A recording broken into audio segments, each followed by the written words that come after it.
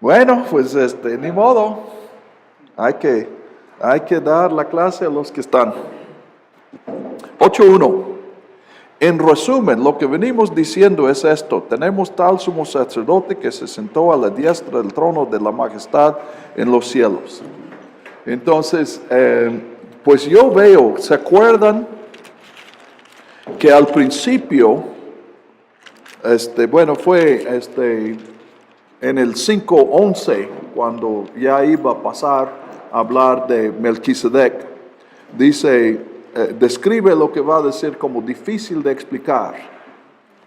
Y ahora en 8.1, después de eso, él dice, en resumen, lo que venimos diciendo es, como que él siente que a lo mejor nos perdió en el camino, entonces da un resumen para que entendamos a lo que él quería llegar. Y sí, mi conclusión es que sí, es un capítulo difícil. Sin embargo, cuando conocemos el contexto, un poco de las reglas de los rabíes que usaban para interpretar la palabra, y cuando entendemos aún más el contexto en el Antiguo Testamento y vemos cuando él está citando ya a Génesis o a Salmo 110, sí podemos entender.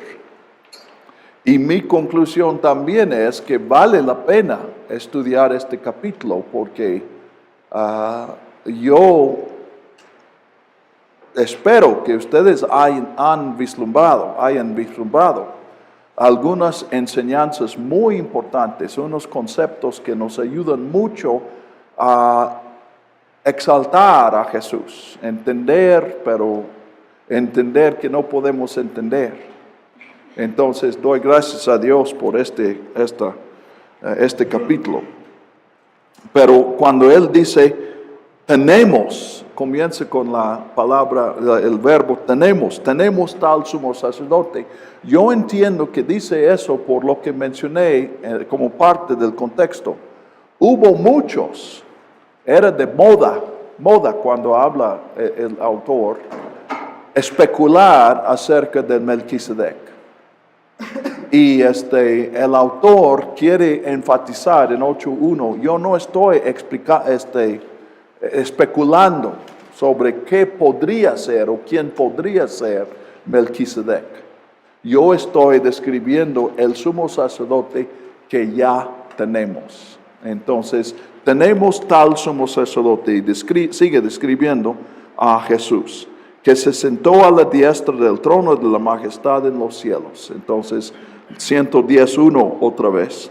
Ministro del lugar santísimo y del verdadero tabernáculo que levantó el Señor y no el hombre. Entonces, Jesús no sirve en un tabernáculo terrenal, sino en el verdadero tabernáculo. Ven otra vez su pensamiento platónico. El verdadero tabernáculo, el verdadero lugar santísimo que levantó el Señor y no el hombre. Entonces, pues aquí vemos la modificación del platonismo, que él considera que el mundo de arriba también es creación de Dios, no es un mundo eterno, como lo concebía Platón. Entonces, él va a desarrollar estas ideas en los siguientes versículos. Porque todo sumo sacerdote es puesto para ofrecer ofrendas y sacrificios. De ahí que era necesario que él también tuviera algo que ofrecer. Entonces, aquí, ¿se acuerdan que en el capítulo, capítulo 2, introdujo el tema que desarrolla en 5 y 7, que es Jesús como sacerdote? Aquí también él está introduciendo y también en el capítulo 7 habla de Jesús como ministro de un nuevo pacto.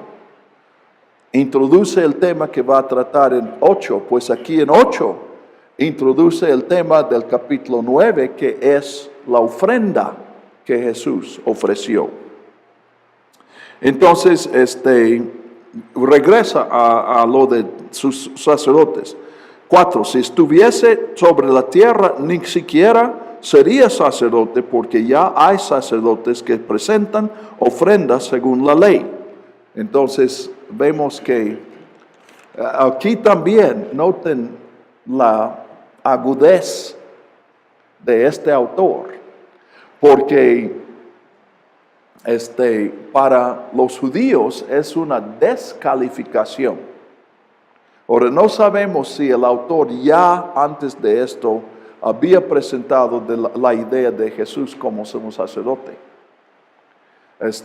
Posiblemente sí. Entonces, en la sinagoga automáticamente hubieran dicho, no, tú dices que Jesús es de la tribu de Judá, o era para ellos, y el sacerdote tiene que ser de la tribu de Leví. Él ya trató eso en el capítulo 7. Aquí regresa eso. Él dice, sí, para el tabernáculo en la tierra fueron designados los sacerdotes levíticos. Y qué bueno que Jesús no es uno de ellos, porque Él es el sumo sacerdote del tabernáculo celestial, que es el tabernáculo verdadero, el verdadero santuario de Dios. Entonces, lo que parecía ser una objeción a su doctrina, lo convierte en una ventaja. Como vieron a un hombre que estaba esparciendo pozoles en su jardín, y su vecino dice, ¿por qué estás poniendo pozoles sobre el pasto? Él dice, para espantar los elefantes. Y su vecino dice, espantar elefantes, no hay por acá ningún elefante. ¿Ven tan bueno que sirve? ¿Tan bien que sirve? Sirve muy bien, ¿verdad? Entonces, él también vuelve. Dicen, él no es de los sacerdotes. Claro que no, él es otro sacerdote. Y con eso no es simplemente argumentando en el aire, porque él puede basarse en Salmo 110:4, sacerdote no levítico. Entonces, desarrollando esto, 5, ellos sirven a lo que es figura y sombra de las cosas celestiales. Si es abajo, es figura y sombra. Y lo comprueba otra vez de la Escritura, como se le había advertido a Moisés cuando estaba por construir el tabernáculo, diciendo, mira, harás todas las cosas conforme al modelo que te ha sido mostrado en el monte. Entonces, él concibe que Dios, como dio una maqueta a Moisés, y él afirma, esta maqueta no fue un proyecto para el futuro, sino una descripción del tabernáculo que ya existe. Yo siento que en este argumento el autor no está hablando literalmente, que la semejanza entre el tabernáculo de la tierra y el tabernáculo de arriba se puede representar en una maqueta.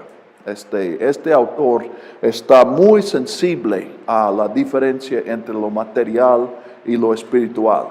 Entonces no existe una maqueta de un santuario espiritual. De hecho, ahora hablando yo no sé qué diría el autor, pero la realidad del templo es la presencia de Dios y la relación con Dios. Entonces no puede haber una maqueta de eso. Pero él habla en estos términos porque las palabras se prestan a eso.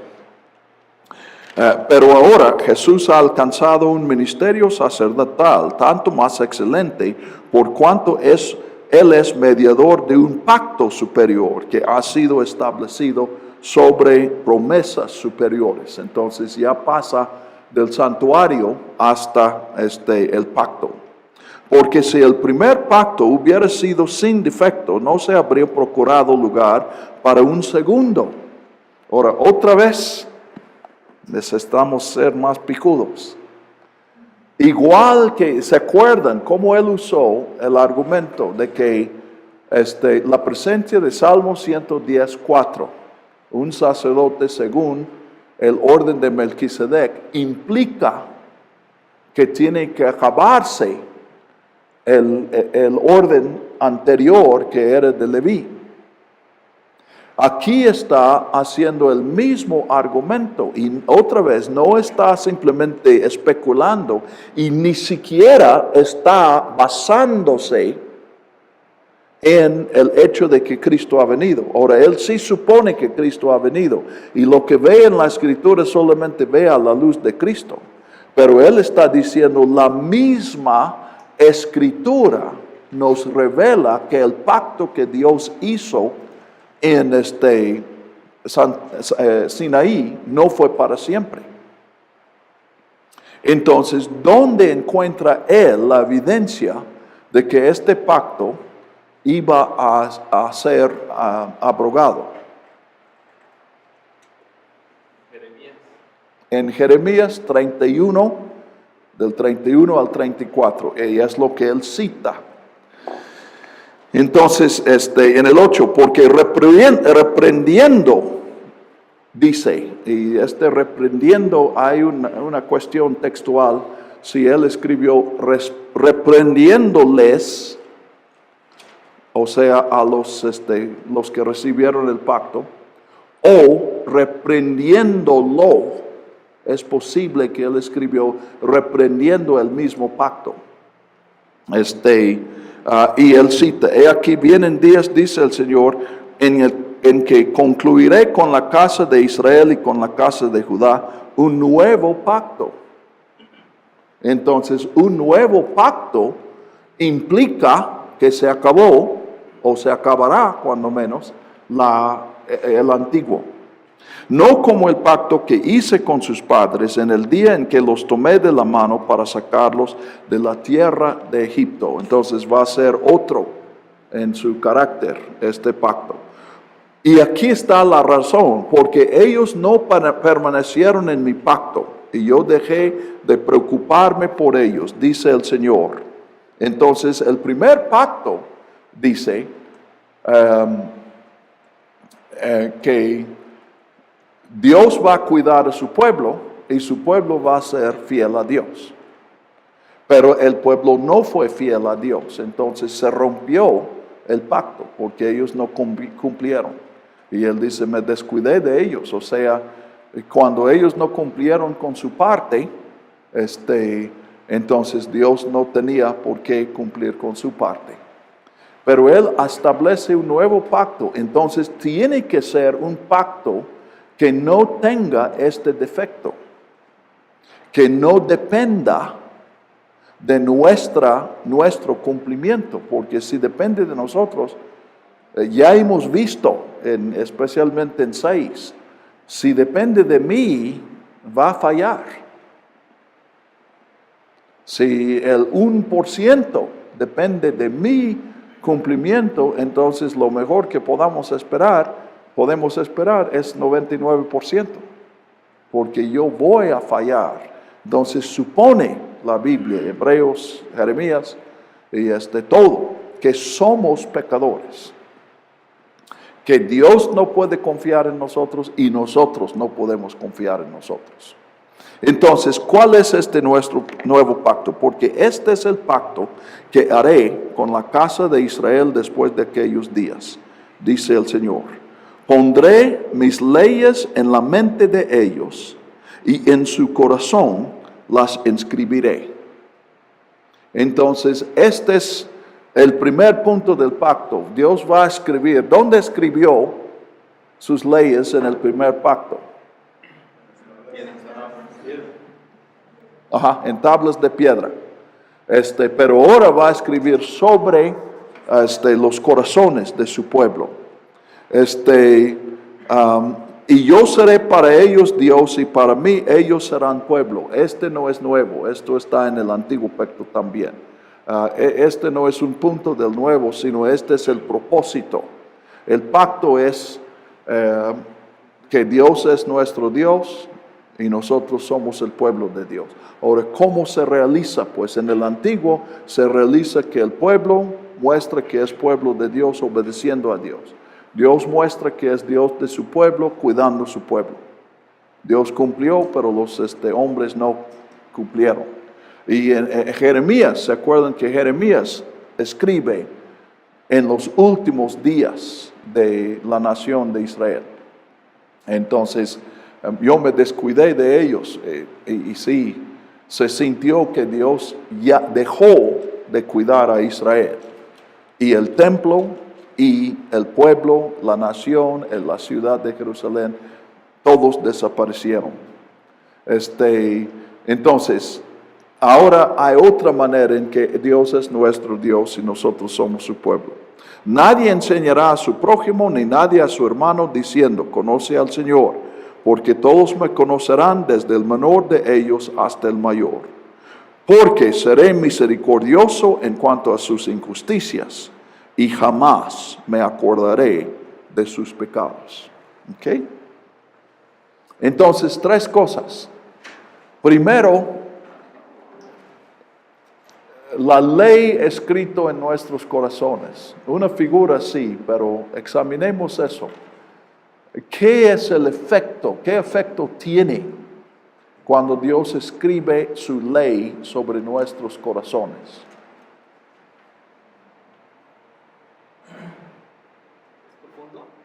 ¿Es profundo?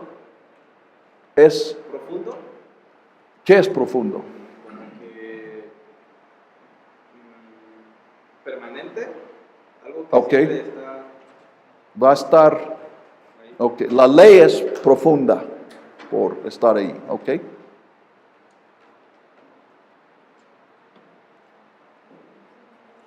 El corazón es la parte vital del humano, ¿no? Parte vital, ¿qué quieres decir con eso? Hay que O sea, explicar todo. que el corazón es la parte de vida del hombre, pues. Entonces, Pues que iba a estar en ese, que iba a ser parte vital de nosotros, porque él iba a escribir.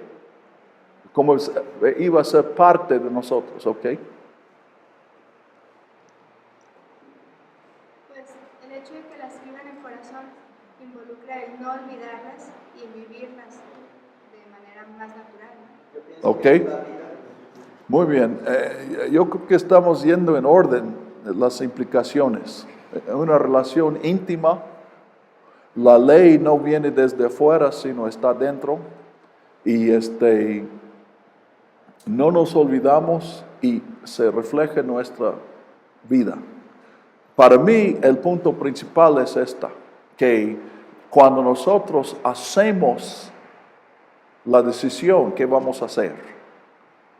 Ahí está la ley guiando esta decisión. Entonces, hacemos la voluntad de Dios no porque escuchamos la palabra de Dios y nos ajustamos a la palabra de Dios, sino porque es lo que nos sale. Es nuestro carácter hacer la voluntad de Dios. Ahora esto incluye, yo creo, a los otros. Y de que la ley está dentro. Ahora, eso es también algo que yo he notado, ya no de la ley, pero de la relación con Dios. Dios viene a nosotros no desde afuera, sino desde adentro. Y no sé qué estoy diciendo. Pero siento que hay algo allí. Que tú y yo, si somos amigos, pues tenemos que acercarnos. En el receso, yo voy donde tú vienes donde mí. En la comida nos sentamos juntos para que podamos platicar. Hacemos cita. Pero para encontrar a Dios, no salimos fuera, sino que encontramos a Dios dentro de nosotros. Y es una relación interior, por lo tanto más profunda, más íntima, extremadamente íntima, más, o sea, tiene una intimidad, una cualidad que ninguna otra relación puede tener. Entonces, pondré mi ley en su corazón. Entonces, se pone en la piedra y se nos da, cumple eso. Y depende de nuestro esfuerzo cumplir. Pero ahora Dios escribe sobre nuestros corazones, de manera que cuando actuamos, automáticamente es la voluntad de Dios. Es como el perro que ladra. ¿Por qué ladra? ¿Quién le enseñó a ladrar? No, pues que ser perro es ladrar y le sale de su centro sin aprender nada, realmente sin una decisión. Entonces, en la misma manera, nosotros hacemos las decisiones de hacer la voluntad de Dios y cumplimos esa voluntad, porque es nuestra naturaleza. Entonces, en la mente y en los corazones. 11, nadie enseñará a su prójimo. Entonces, yo me preocupo un poco de que voy a quedar sin empleo, pero realmente no está diciendo eso, está diciendo algo mucho más profundo. Todos me conocerán. Él está diciendo que no va a haber nadie entre nosotros y Dios. Es la doctrina del sacerdocio de cada creyente, que cada quien es su propio sacerdote. Ahora, eso no implica que no necesitamos ayuda de nadie más, que nadie puede ayudarnos. Pero finalmente la relación es personal. Yo no sé cómo va a ser en la consumación, pero ahora yo pienso en el modelo de la mujer samaritana. Ella va y dice, vengan y vean un hombre que me dijo todo. Y conocen a Jesús y luego le dicen a la samaritana, ya no necesitamos tu testimonio porque nosotros lo hemos conocido, creo que lo hemos visto y hemos conocido que Él es el Salvador del mundo. Entonces, comenzamos, en Hechos me impresiona que nadie conoce a Jesús sin la intervención de otra persona. Las únicas excepciones podrían ser Pablo y Cornelio. Pero cuando el ángel va a Cornelio, no le dice el evangelio, le dice, trae a Pedro. Y cuando Jesús aparece a Pablo, hay más entendimiento en Pablo de lo que está pasando. Y reconoce quién está con él. Jesús sí le habla, pero lo principal de lo que le dice es, te va a visitar Ananías y él te explicará. Entonces me impresiona mucho cómo Dios usa a las personas. Entonces en el nuevo pacto sí hay quienes enseñan, quienes son sacerdotes de otros. Pero es un reto para nosotros, que sentimos un llamado para hacer eso. La meta de nuestro ministerio es que salgamos sobrando, que nosotros ayudamos a la persona de tener la relación, la conexión con Dios y nos retiramos. Ahora, aquí no ves que todavía nos falta para alcanzar el ideal. Yo he sentido la presión como pastor de querer siempre estar en medio de Dios y la persona. Pero no es el ideal. Y aquí también, otra vez es íntimo, en su corazón, y cara a cara, sin ningún mediador.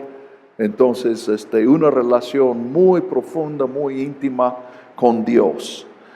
Porque seré misericordioso en cuanto a sus injusticias y jamás me acordaré de sus pecados. Entonces, el perdón, Dios promete perdonar. Entonces, el nuevo pacto supone que vamos a pecar, que vamos a ser desobedientes. Ahora, como dije, hay tensión ahí. Eso no es que ya podemos relajarnos porque por la eternidad siempre vamos a ser pecadores.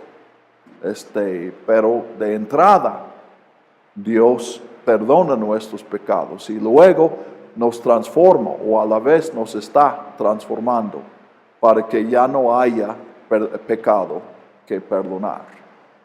¿Okay? Ahora, y aquí también descubrimos que Dios no sabe todo en este versículo. ¿Qué es lo que Dios no sabe?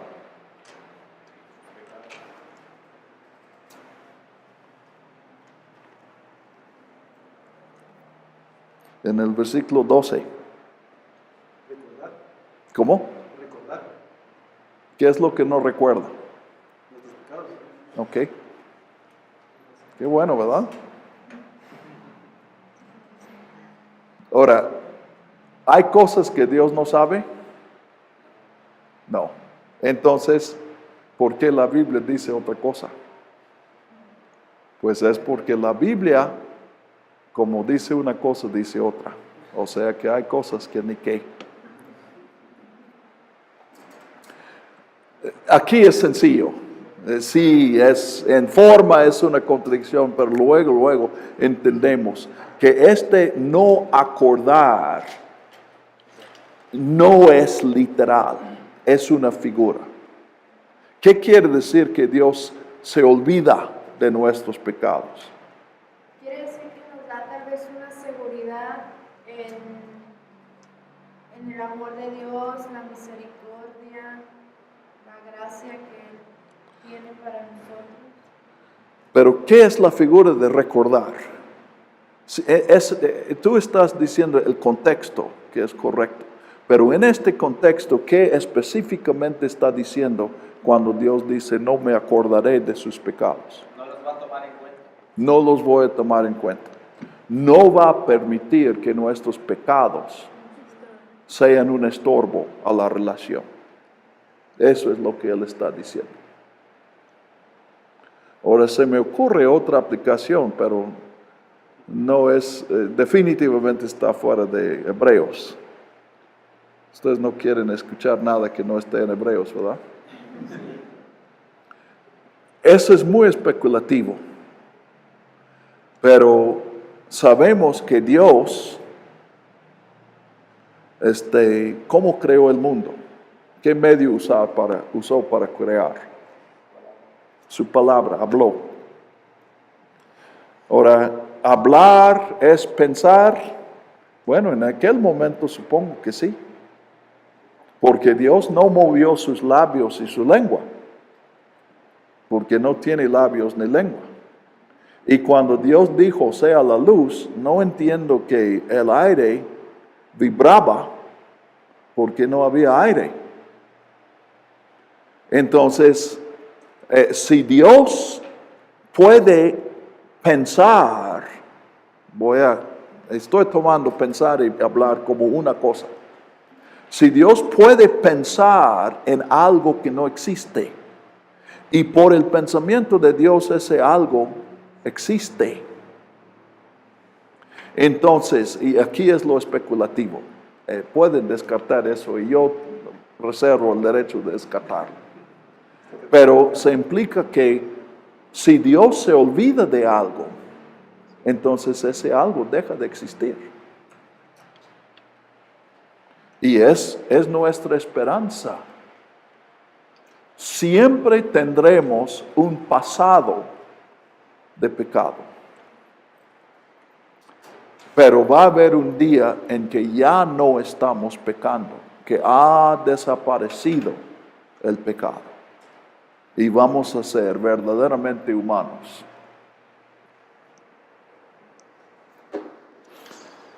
Al decir nuevo, bueno, entonces hago una pausa. Hay preguntas sobre, realmente aquí estamos exponiendo a Jeremías en los últimos momentos, porque nada más estamos considerando la cita. Pero en cuanto a los términos del nuevo pacto o algo acerca del nuevo pacto, hay una pregunta o diálogo. Yo sé que ustedes, fue tanto el esfuerzo al principio de la clase que ya no tienen para diálogo, ¿verdad? Está bien. Pero el autor, me parece que el autor considera que las palabras de Jeremías son tan claras que no hace falta ninguna explicación. Porque vimos que con el Salmo 8, en el capítulo 2, con el Salmo 95, en el capítulo 3, y con Salmo 114, con Melquisedec, en el capítulo 7, él da explicación, bastante explicación de los salmos, y muchísima explicación de los versículos sobre Melquisedec. Pero aquí solamente saco una conclusión de este pasaje tan largo de Jeremías. Entonces yo creo que él no explica nada porque piensa, pues simplemente al citarlo me han entendido. Pero sí menciona una palabra, al decir nuevo, haré un nuevo pacto con ellos. Ha declarado caduco el primero, y lo que se ha hecho viejo y anticuado está a punto de desaparecer. Entonces, otra vez brillante. Él está tomando detalles. El detalle, sumo sacerdote según el orden de Melquisedec. Tú puedes leer el Salmo 110, especialmente si no estás pensando en Hebreos, y ni siquiera te fijas en eso. Es simplemente uno de varios puntos. El nuevo pacto. ¿Quién ha pensado en inclusive los judíos, muchos siglos leyeron la profecía de Jeremías y nunca se les ocurrió que el nuevo pacto no iba a tener todas las leyes de Moisés? Seguían pensando, la ley de Moisés es eterna, es para siempre. Pero ahora el autor de Hebreos ve eso. Él dice, sin embargo, esa palabrita, nuevo, eso implica que el primer pacto es antiguo, es caduco y tiene que desaparecer. Y especialmente si el autor está escribiendo antes de la destrucción de Jerusalén. Y no se olviden, la destrucción de Jerusalén quiere decir que se acabaron los sacrificios. Hasta el año 70 los sacerdotes eran el centro de la religión de los judíos. Pero cuando se destruyó el templo, se acabó todos los sacrificios. Desde aquel momento no se ha sacrificado un sacerdote pascual, no se ha hecho un holocausto o una ofrenda por el pecado, ninguno. Entonces el autor prevé eso cuando él dice lo que se ha hecho viejo y anticuado está a punto de desaparecer. Y eso lo dice, vamos a decir, en el año 66. Puede ser 65, puede ser 68. Difícilmente es 63. Entonces, 4 años después, todo desaparece. Impresionante. Algunos dirían, pues esta es evidencia de la inspiración. Ya están viendo que yo veo que la inspiración obra de otra manera. Entonces yo no niego que el Espíritu está revelando esto. Pero no es una revelación como tú escuchas palabras que otros han dicho, sino que el autor está analizando eso y llegando a conclusiones prescientes, o una conclusión presciente. Entonces, pues gloria a Dios. Sí, Iván. Creo que eso era lo que metía en crisis a los judíos, ¿no? todas las ordenanzas, todos los sacrificios. Creo que eso les costaba trabajo entender que eso ya no se iba a realizar. Sí.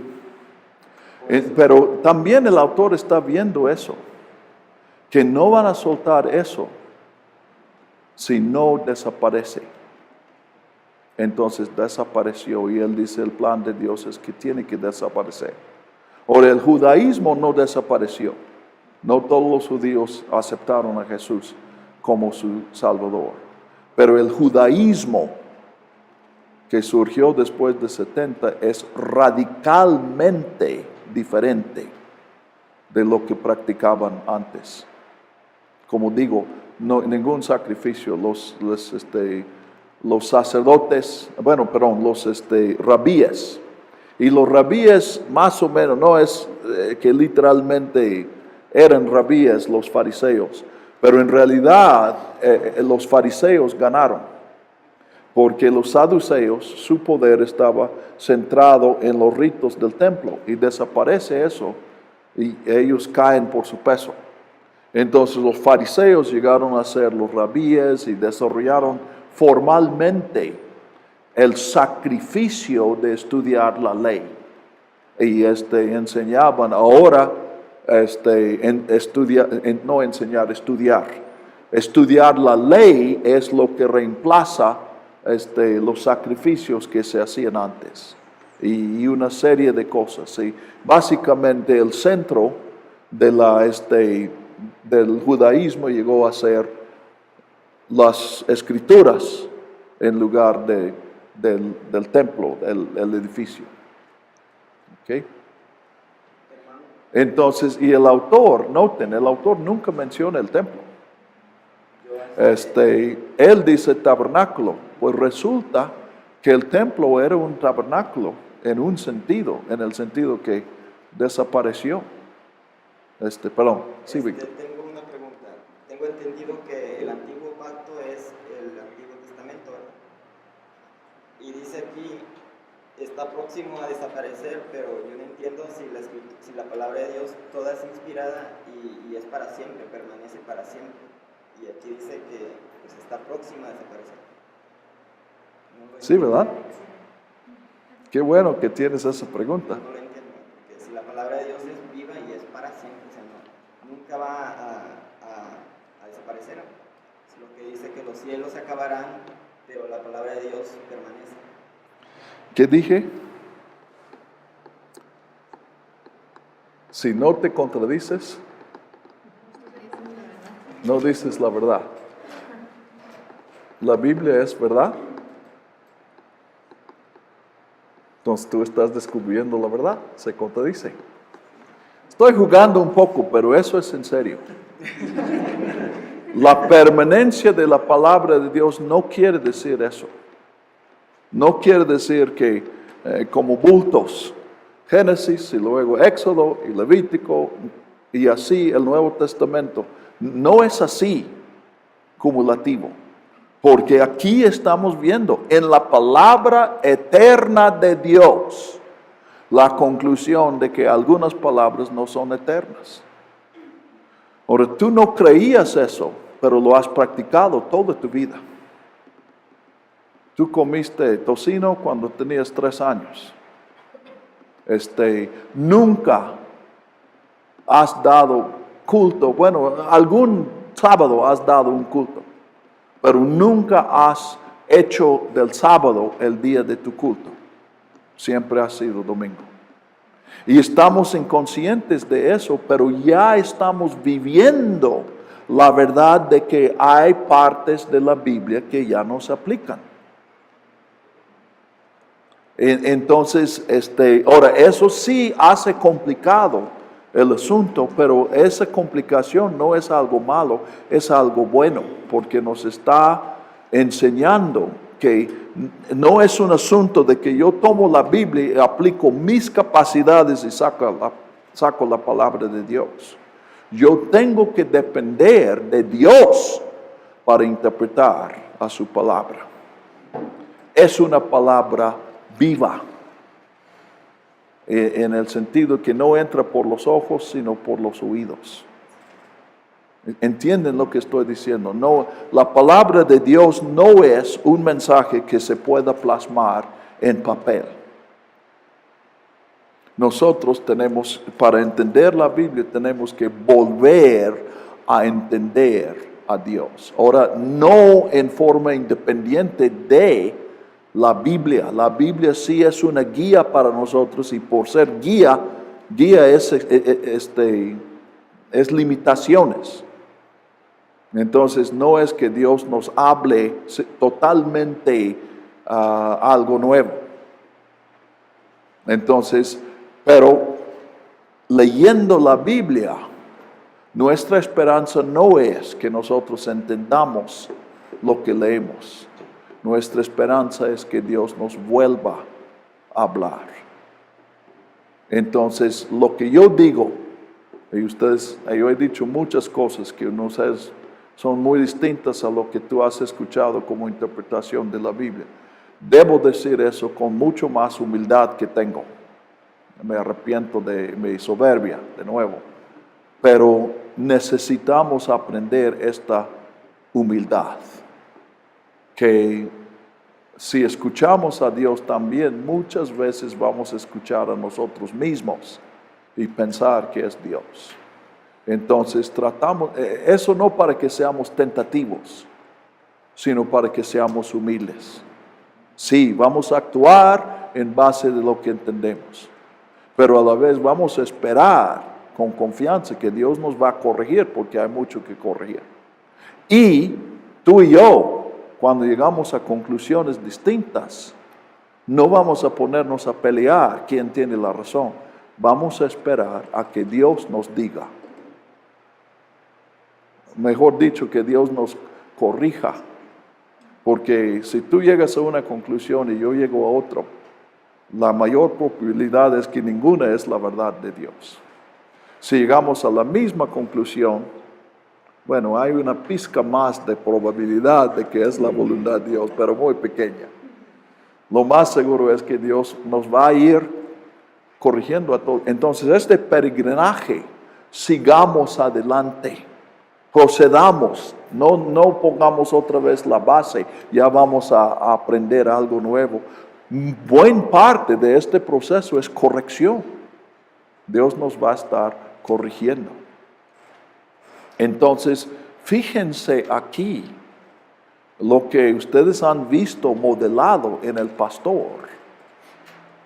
El pastor es el que nunca se corrige, porque nunca está equivocado.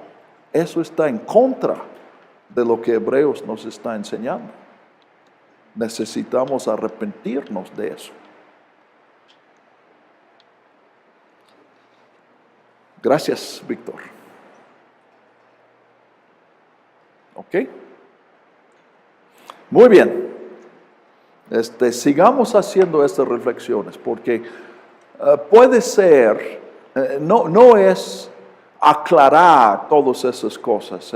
Yo pido preguntas como una modalidad, pero no es que tú tienes una pregunta y yo tengo la respuesta. Lo que quiero que esté pasando aquí es que tengamos elementos para seguir luchando con estas preguntas. Y en el diálogo comenzamos un proceso, porque lo que yo les he dicho, especialmente en varios casos, pero tal vez el más claro es en cuanto a las Escrituras. Tú estás dando cuenta que para mí la Biblia y la inspiración no es lo que tú estás pensando que es. Ahora, yo creo que básicamente donde estabas tú. Yo me acuerdo un día, yo estaba en el seminario, alumno, y en un diálogo de alumnos, no me acuerdo el contexto ahora, pero yo me acuerdo que yo dije, pues cualquiera que sea la postura conservadora es la mía. Tú nunca esperarías esas palabras de mí, pero sí salieron de mi boca. Es una estupidez decir, yo creo lo conservador, no sé qué es, pero lo creo. Pues ¿cómo puedo creerlo sin saberlo? Ahora, entonces yo pensaba que eso era la manera. Y yo quería decir, yo voy a ser fiel a la Biblia. Pero yo descubrí que si voy a ser fiel a la Biblia no me lleva a la postura conservadora. Muchas veces me lleva a la postura conservadora. Que Jesús es el hijo, fue el Hijo de Dios quien tomó carne, que nació de una virgen, que vivió sin pecado, que murió por nuestros pecados, que resucitó. Y en su vida nosotros podemos vivir para siempre. Hay muchas cosas que no he descartado. Pero en otros casos, les comento otra, en el mismo tiempo, cuando estaba en el seminario, estaba hablando con otro compañero. Creo que este otro fue fundamentalista. Yo quería ser fundamentalista, pero nunca lo logré. Él sí fue fundamentalista, porque él me dijo, se ha comprobado que no hay contradicciones en la Biblia. Pues yo me interesaba en eso, yo todavía. Ahora, tú sabes, si dices eso te voy a corregir, pero en aquel tiempo yo quería escuchar. Yo pensaba que iba a aprender algo.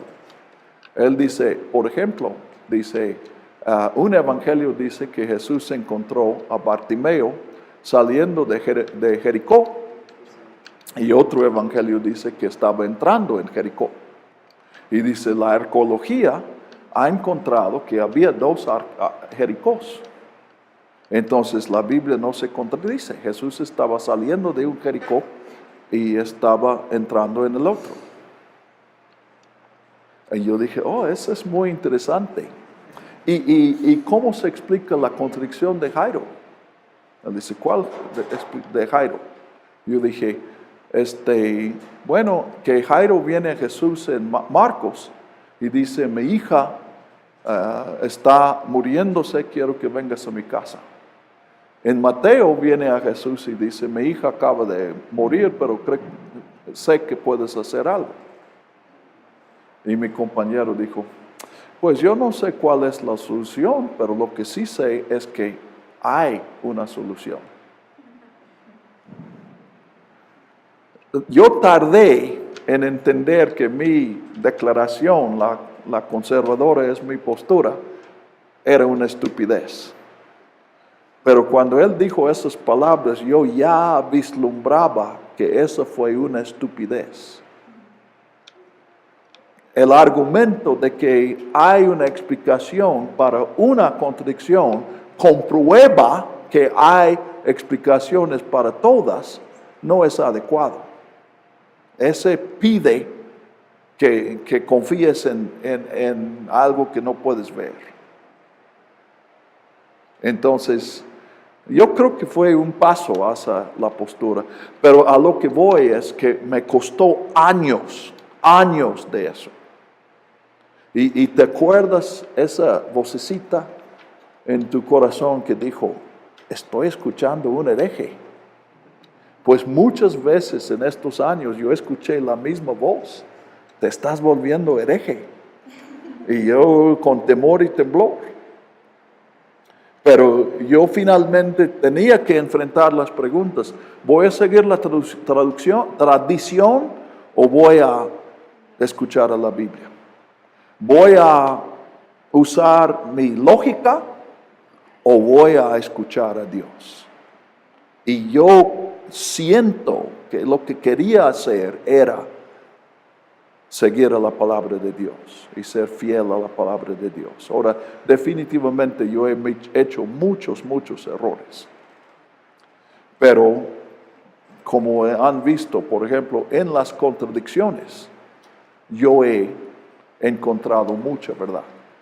Y volviendo a Jericó,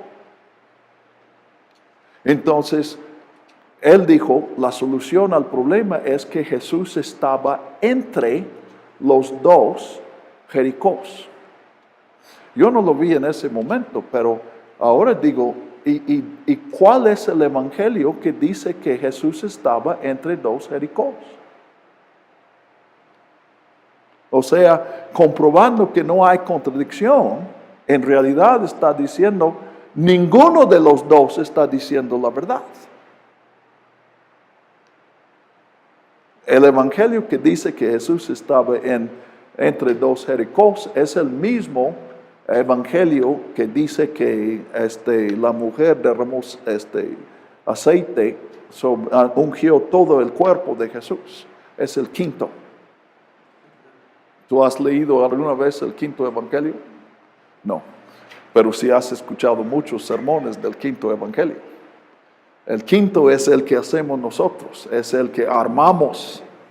Que un evangelio tiene el Jericó de cual salió Jesús, y otro evangelio, tiene el Jericó a que entraba. Y solamente combinando los dos evangelios tenemos la verdad. Yo rechazo eso. Yo creo que cada evangelista pretendía escribir un evangelio completo. Y yo creo que con la ayuda del Espíritu de Dios lo logró. Y que debemos ver cada evangelio como completo. Ahora, la combinación de todas maneras vamos a hacer. La verdad, no podemos siempre mantener 4 versiones de la historia de Jesús y se van a mezclar. Y sabemos que lo que pasó no es todo lo que dijo Mateo, más todo lo que dijo Marcos. O sea, Jairo no vino a Jesús 2 veces, una vez antes de que muriera su hija y otra vez después. Entonces, sí vamos a hacer unas combinaciones, pero no debemos interpretar esas combinaciones como superiores a lo que es en la Biblia, sino como inferiores, como más cuestionables. ¿Ok? Juan. Bueno, con base a todo lo que está comentando y viendo que pues aquí la mayoría es seminarista o próximo a estar al frente de una congregación,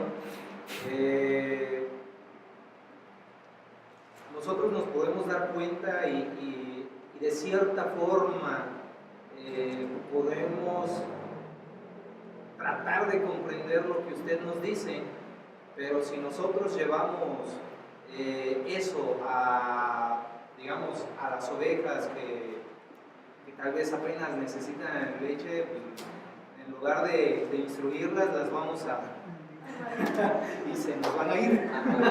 Ok, gracias por decir eso. Estás equivocado, pero gracias por decirlo. No, yo respeto lo que dices, pero ¿sabes qué ha sido mi experiencia? Que rara vez he tenido problema para que una oveja entendiera. Quienes no logran entenderme son los pastores. Entonces, yo no creo que debas preocuparte por eso. Ahora, sí, como dice la Biblia, se aprende echando a perder. Bueno, tal vez no es la Biblia, pero se dice. Y sí, les mencioné en el caso de dos casos, en el caso de del juicio final, los 2 cuadros, y en el caso de la seguridad del creyente. En los 2 casos yo he entrado en muchas discusiones y me di cuenta, era porque yo no me explicaba bien, y muchas veces no me explicaba bien porque no entendía yo bien. Entonces es un proceso. Inclusive una vez un alumno me preguntó, ¿usted tiene la seguridad de su salvación? Porque estaba escuchando algo de que yo estaba dudando de eso. Entonces, sí tenemos, Juan, que aprender a expresar bien lo que estamos diciendo. Y sí también, en respuesta directa, definitivamente nadie en esta clase debe predicar de mis ideas el próximo domingo. Es más, yo digo, es prohibido que tú tomes un texto de Hebreos en esta semana. Sí, digiérelo bien. Así se puede hacer daño si lo decimos sin pensarlo bien. Pero esta idea de que hay algunas ovejas que son limitados en su entendimiento y unos pastores que pueden entender mejor, yo no he encontrado que eso sea una verdad. Me sorprende la capacidad que las congregaciones tienen para captar mis ideas.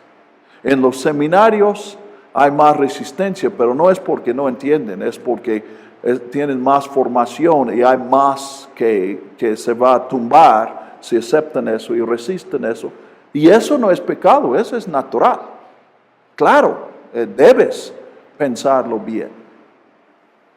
Pero me sorprende las ideas sofisticadas que gente sencilla puede entender. Es más, mi experiencia ha sido al revés. Los más sencillos son los primeros en entender.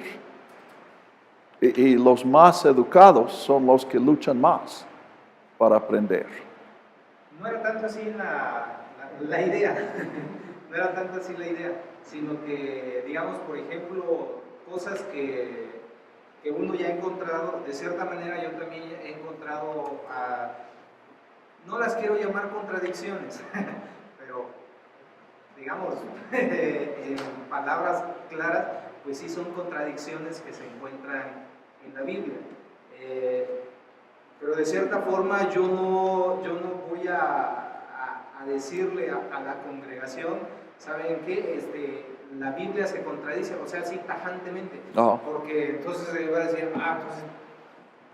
pues no es verídica, o sea, si se contradice, ¿qué pasa con eso? Y entonces unos lo pueden malinterpretar. A eso yo me refería, Okay. no tanto de que las ovejas no vayan a captarlo. Entonces no me invites a tu iglesia, porque si me invitas a mí sí les voy a decir. Pero aquí también, ahora es inconsciente, pero yo sugiero que lo que dicen inconscientemente es esta tradición que debemos cuestionar. Yo no dije la Biblia se contradice. Yo dije la Biblia contiene contradicciones. Y yo veo mucha diferencia entre esos dos. Y ahí es donde es el juego de Ahora, también, yo creo que es mi ministerio. El lema de mi ministerio es Hebreos 12, 28, por ahí, los últimos versículos. Se va a sacudir todo para que quede solamente lo que no se puede sacudir. Entonces yo vengo para sacudir. Entonces puede ser que en tu situación es mejor hablar de paradojas y no de contradicciones. ¿Y sabes cuál es la diferencia entre una paradoja y una contradicción? ¿Sí entiendes paradoja, la palabra? Una paradoja es cuando yo digo una cosa que contradice otra cosa que yo digo. Una contradicción es cuando tú dices una cosa que contradice otra cosa que dices. Esa es broma, pero hay algo de verdad y yo siento que es eso. Uno usa la palabra, hasta eruditos usan la palabra paradoja para decir, es contradicción, pero no es realmente contradicción. Bueno, o es o no es. Y por eso yo digo contradicciones precisamente para chocar, para estimular la resistencia y la reflexión. Pero en ciertos contextos, yo concluyo que Dios no me va a llevar a esos contextos. Pero en ciertos contextos, y puede ser que en tu congregación tú debes hablar de paradojas. Ahora, más seriamente, una paradoja, una contradicción, formalmente, son dos aseveraciones que solamente una puede ser verdad. Porque si uno es verdad, la otra no es verdad. Y paradoja es aparentemente se contradicen y hay tensión entre las dos, pero las dos verdades son verdades. Entonces, no todas, pero la mayoría, no la mayoría tampoco, pero las contradicciones más importantes en la Biblia son paradojas en ese sentido. Yo no estoy convencido que no es realmente, que podamos totalmente eliminar la otra definición. Si yo creo que es correcto, entonces es paradoja. Si tú crees que los dos son correctos, entonces estás en una contradicción. Por eso es otra razón que yo no uso la palabra paradojas, porque yo no quiero dar esta... básicamente, contradicción es una contradicción mala y paradoja es una contradicción buena. Y ese es más bien evaluar. Y cuando venimos a la Biblia, no debemos hacer esa distinción. No hay contradicciones en la Biblia que no aceptemos. Yo quiero aceptar a todos.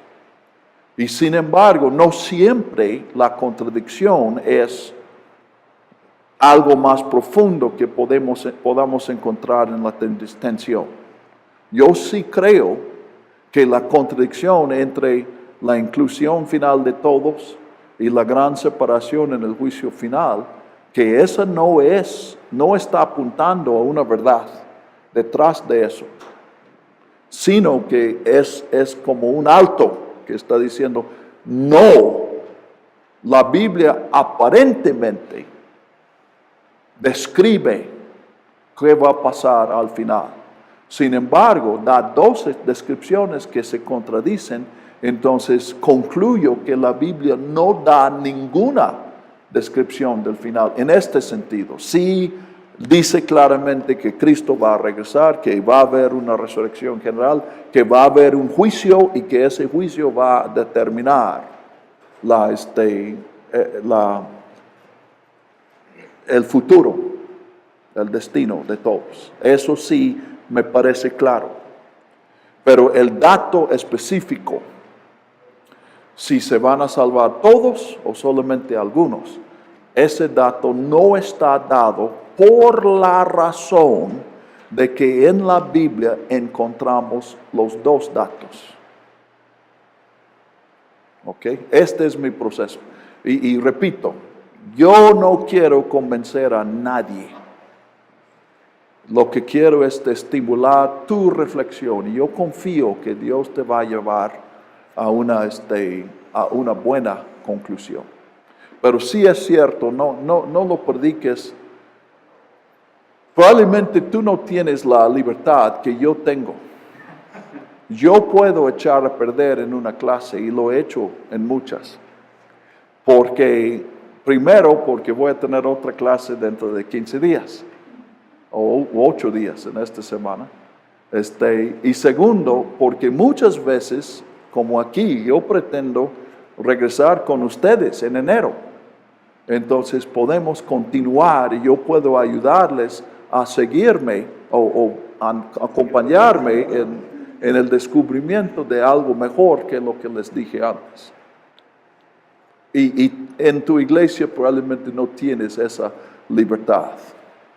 Yo creo que hay iglesias donde se puede hacer eso, pero hay muchas donde eso sería un problema.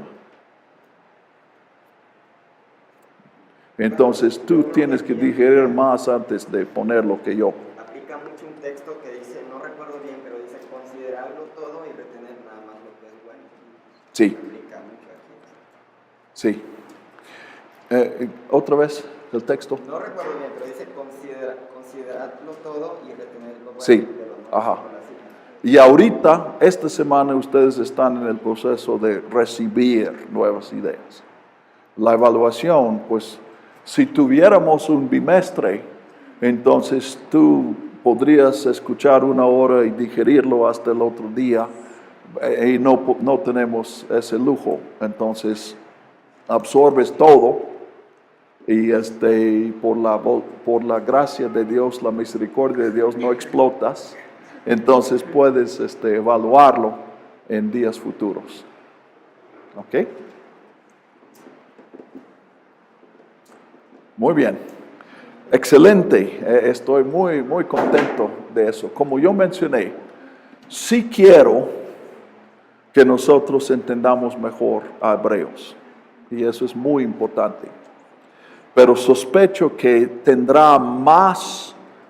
habrá más provecho en este tipo de reflexión, de que realmente qué es la palabra de Dios. Y yo creo que hemos sido mal formados. Yo fui mal formado. De que primero es especular, primero se aplica la lógica. ¿Qué sería un libro que Dios escribe? Y luego leemos la Biblia con esta imagen y encontramos en la Biblia lo que concebimos, porque cambiamos todo. Otra vez mencioné mi amigo, mi compañero, precisamente porque es lo que él estaba haciendo. Entonces los dos Jericós comprobaron que los dos evangelios tenían razón. No estoy de acuerdo con esa conclusión, pero él buscaba una solución, entonces aceptaba la solución que encontró. Y luego lo dice, entonces todas las contradicciones en la Biblia se pueden expresar de la misma manera, resolver de la misma manera. A lo mejor nunca encontramos las explicaciones, pero existen. Es admirable ese respeto por la Biblia. Pero el gran peligro es que él se está entrenando para no escuchar lo que la Biblia dice. Entonces, si él no escucha que lo que dice Jairo se contradice, pues probablemente yo creo que no ha perdido nada, casi nada. Pero si tiene esa manera de acercarse a la Biblia, ¿qué va a pasar cuando él llega a las verdades que están expresadas en contradicciones? Antes de entender a la Biblia, la va a reparar. Y al reparar, quitar la contradicción, ha quitado la verdad. Ahora, yo, como todos, hago mucho de eso inconscientemente. Pero lo que sí puedo evitar es entrenarme para hacerlo. Y hacerlo conscientemente como una estrategia para entender a la Biblia. ¿Ok? Muy bien. Entonces, por ejemplo, en los evangelios, yo puedo sacar una enseñanza, una aplicación a mi vida de dos versiones que se contradicen entre sí. Y aunque se contradicen, y como hechos históricos, yo sé que no es posible. Por ejemplo, no es posible que Jesús murió mientras estaban matando los cerdos, caramba, los corderos de la Pascua, y también, que Jesús comió de esos corderos la noche anterior a su muerte. Eso es imposible como un hecho histórico. Pero yo puedo sacar la enseñanza de Juan, que Jesús es el Cordero Pascual, de los evangelios sinópticos, que Jesús en el contexto de la Pascua celebró la última cena y comenzó lo que nosotros participamos, que es la cena del Señor.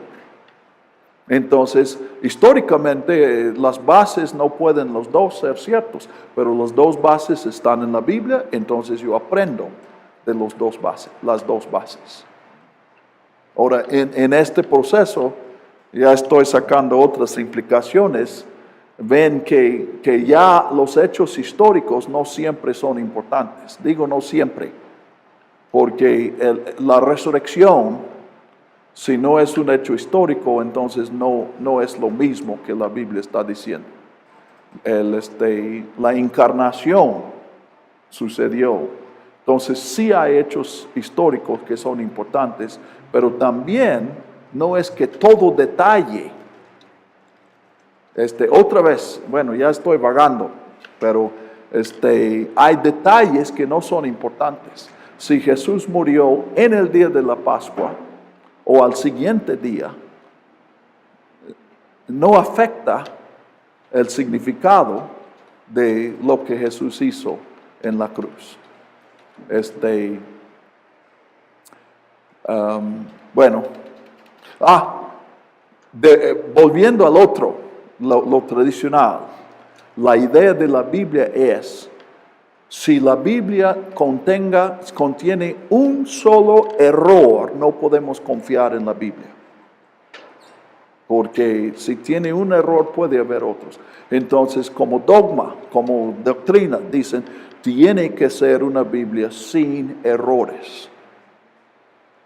Entonces, pues, el problema es que luego te has dado la tarea, que ya va a llevar varias décadas, de comprobar que todos los errores en la Biblia no son errores.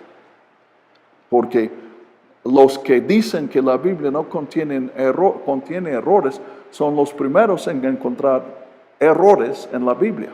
Les dicen errores aparentes. Pero me inquieta, también es contradicción, pero no creo que sea una buena. Decir que la Biblia es perfecta y luego actuar como si hace falta que yo perfeccione la Biblia para que sea perfecta. Si es perfecta, no necesita que yo explique los aparentes errores.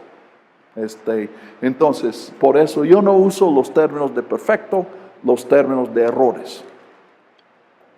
Perfecto no ayuda a entender lo que es la Biblia. E imperfecto, pues menos. Que no contenga errores nos lleva a fuera de la Biblia. Decir que la Biblia contiene errores, no digo eso porque no he encontrado ningún error en la Biblia. Ahora, he encontrado muchos, lo que yo pensaba que eran errores. Pero cuando lo investigo, veo que el error fue mío. O que realmente es algo totalmente sin relevancia. Ese error, cuando Marcos dice, como dice Isaías, ese es Marcos 1, y luego cita a Miqueas, y dice que Isaías escribió esas palabras. Ahora, sí, yo reconozco que en cierto sentido este es un error. Es un hombre que se olvidó dónde había leído eso. Entonces sí, yo veo que eso está en la Biblia. Pero llamar a eso un error no nos ayuda. No afecta a nada. Bueno, lo único que afecta es que tú buscas las palabras en Isaías y no los encuentras. Pero no vas a buscar en Isaías de todas maneras, vas a entrar a buscar en el internet y te va a llevar a Miqueas. ¿Ok? Bueno, ya después de todo eso, regresemos a Hebreos.